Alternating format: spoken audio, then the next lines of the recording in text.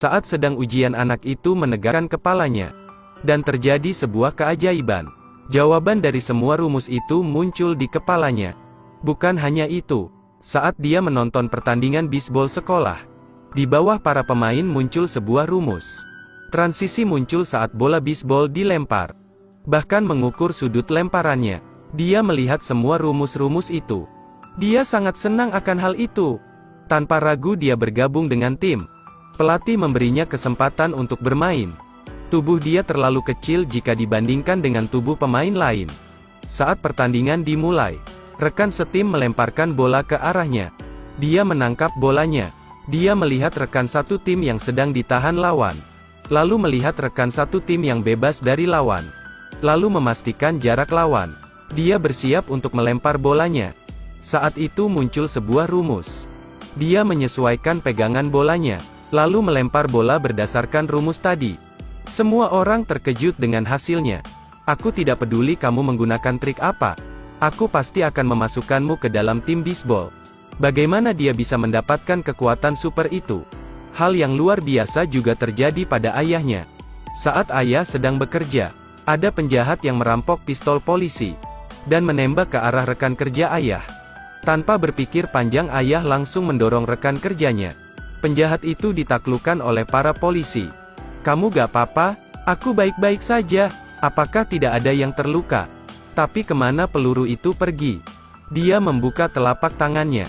Peluru itu ada di telapak tangannya. Dia bingung akan hal itu. Dia pergi ke lapangan bisbol.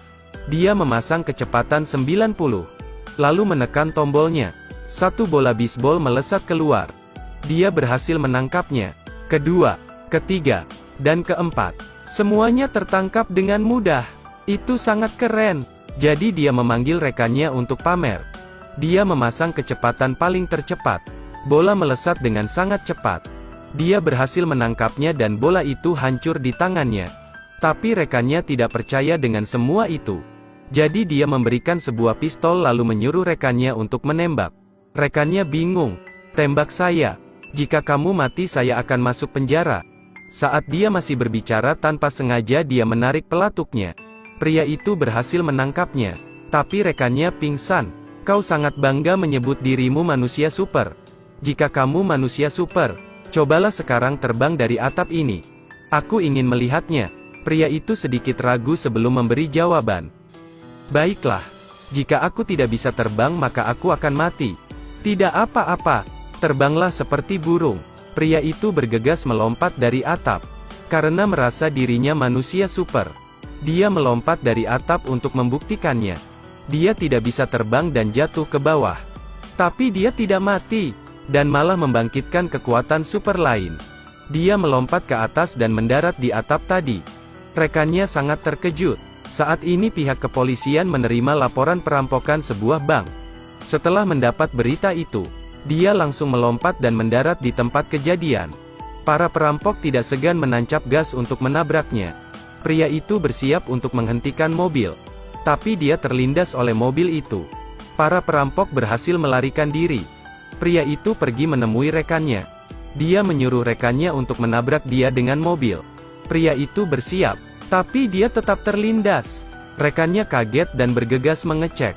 Apakah kamu tidak apa-apa? Aku baik-baik saja. Kedua kalinya tetap sama. Ketiga kalinya juga dia terlindas. Saat itu sang rekan sedang di bank. Dan di bank itu sedang terjadi perampokan. Dia menelepon untuk meminta bantuan. Tapi dia ditemukan oleh perampok.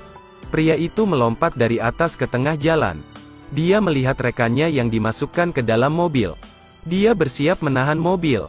Tapi hasilnya tetap gagal. Saat perampok menancap gas, mobil itu tidak bergerak sama sekali. Ternyata pria itu menarik mobilnya. Dia mengangkat mobil itu secara perlahan dan membalikannya. Lalu dia menyelamatkan rekannya. Pria itu lebih percaya diri dari sebelumnya. Saat mendapat laporan dia dengan mudah mengatasinya sendiri. Saat itu dia ditembak dari belakang oleh perampok. Pria itu mengambil pelurunya. Perampok itu langsung kabur melihatnya. Dia memanggil bantuan karena merasa sakit. Dan dia pingsan di tempat. Saat bangun dia sudah berada di rumah. Kedalaman peluru hanya 6 mm. Dan kamu tergores sedikit. Aku sangat khawatir. Bagaimana aku menjelaskan semuanya ke istriku?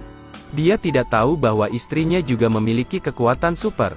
Dia mengepel lantai dengan sangat cepat. Kecepatan dia berjalan juga sangat cepat. Dia dapat melewati banyak mobil yang melaju. Waktu di sekitarnya seperti berhenti. Saat itu sabuk di bajunya mengenai kaca spion mobil. Dan kaca spion itu pecah. Dia berhenti karena merasa ada yang aneh. Dia baru sadar dirinya berada di tengah jalan raya. Tak lama dia tiba di tempat dia bekerja. Karena sudah hampir terlambat ke tempat pertemuan. Dia berlari menggunakan kekuatan supernya. Dan itu membuat dia datang tepat waktu. Dia adalah seorang ahli biologi. Temannya tidak percaya dia mempunyai kekuatan super. Apakah kamu ingat mainan Superman di lantai bawah? Ya, aku tahu. Superman adalah pahlawan super favoritku. Apakah saya cepat? Temannya menggunakan pistol pengukur kecepatan untuk mengukur kecepatannya. Putaran pertama 602. Putaran kedua 718. Wanita itu kesusahan saat berhenti berlari. Kenapa kamu tidak ikut dalam lomba berlari? Kamu bisa menang dengan mudah dan mendapatkan hadiah. Jika punya kekuatan super, hidupmu akan mudah. Saat bekerja dia mengajari anaknya mengerjakan pekerjaan rumah. Lalu kembali lagi ke kantor. Saat membersihkan rumah juga dia menggunakan kekuatan supernya. Saat berangkat kerja dia tidak memperhatikan jalan. Sehingga dia tersandung oleh sepeda dan terjatuh dengan cepat. Tapi sebuah keajaiban terjadi lagi. Lukanya sembuh dengan sangat cepat. Dia sadar kekuatan supernya bukan hanya satu. Guru anaknya menelepon keduanya untuk datang ke sekolah. Anaknya memiliki kekuatan super menjadi cerdas. Nilai ujian dia semuanya mencetak nilai mutlak.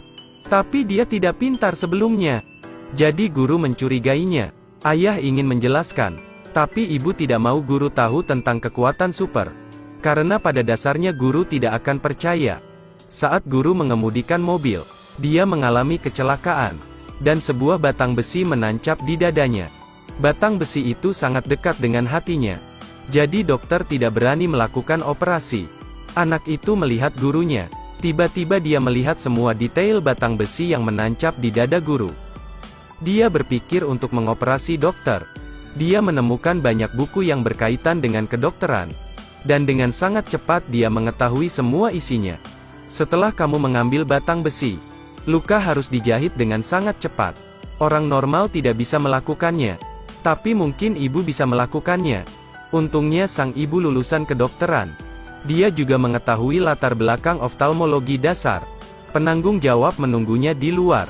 Dengan instruksi dari anaknya, ibu melakukan operasi itu dengan sangat cepat. Saat itu dokter pergi ke ruang operasi. Dia melihat batang besi di tubuh pasien sudah menghilang. Dan penunjuk kehidupannya juga stabil. Guru sudah terselamatkan. Kekuatan super putrinya juga secara bertahap terbangun. Tapi apa kekuatan supernya? Terima kasih sudah menonton. Ikuti terus Edelweiss Review untuk mendapatkan review film terbaru.